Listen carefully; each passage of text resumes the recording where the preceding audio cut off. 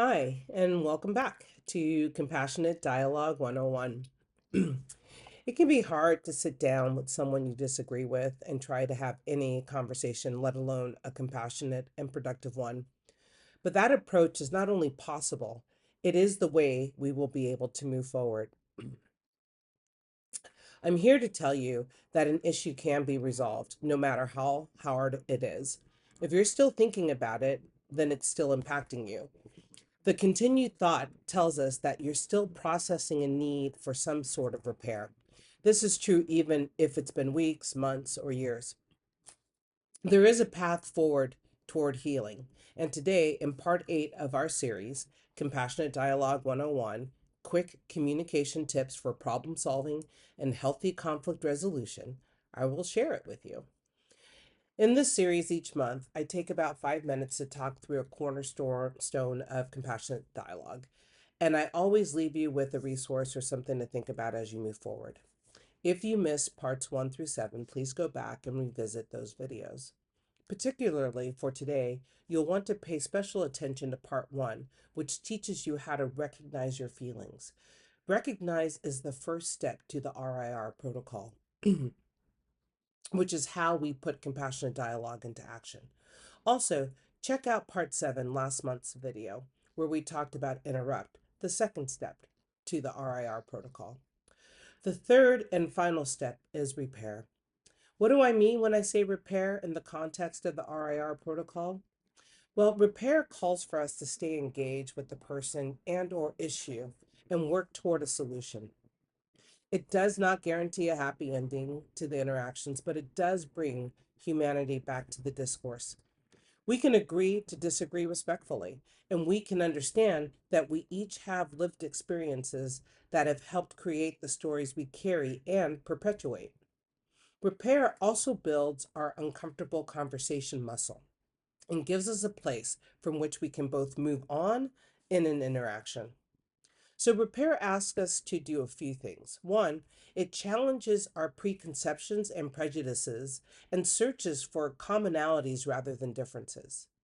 Two, it allows us to be curious about the things that make us different and seek out reputable resources to expand our perspective on the things like race, culture, identity, and those who share different viewpoints. Third, it makes amends to those that we may have hurt due to our biased perspectives and actions and take responsibility to shift our own behavior. Sometimes we're just wrong, and that's okay. We are humans having a human experience. So each failure, pardon me, so each failure truly can be growth if we approach it that way. Just like recognize and interrupt, the repair part of the process is actionable and intentional. Consider the following questions before saying anything out loud. What boundaries could be developed here so we can have a functional relationship? When is the best time to have this conversation? What environment might it be most fruitful? And finally, what impact do you want to have? Again, having an intentional conversation around repair doesn't guarantee results. In fact, sometimes repair can mean divorce and still be healthy. The point is that it brings you clarity and helps you move closer toward healing. And the great thing about repair is that it actually doesn't require a conversation at all. In some instances, the other person doesn't even have to be present. So let me give you an example. Um, you can have an issue with an individual who has passed away or an individual who has just cut you off, but you're still carrying this energy around. And so the repair has to happen within you.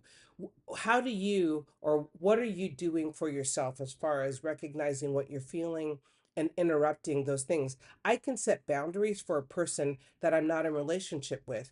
I can actually give myself homework, right, to help me heal those situations that doesn't require the other person. And so it is our own work, ultimately, that intrapersonal piece that allows us to let go of attachment to how somebody else is behaving, attachment to what somebody should be doing, attachment to how somebody should be acting. It really allows us to be in our own bodies, recognizing what we need to do, not what somebody else needs to do, right? How do I heal myself and thus create space to let go? And that sometimes is the divorce part, right? So, of course, repairing with the other person is the goal if it's possible, but that means we can be part of the ripple effect, creating more unity and healing in the world. But that's not always possible. Any kind of repair within ourselves, within others, and within our systems is valuable. This is just the tip of the iceberg.